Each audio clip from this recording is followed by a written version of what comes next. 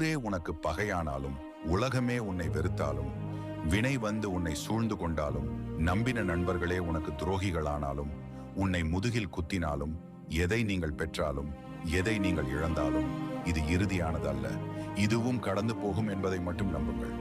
ஏனெனில் வாழ்க்கையில் நிரந்தரமான சந்தோஷம் என்பதும் இல்லை, நிரந்தரமான வேதனை என்பதும் இல்லை.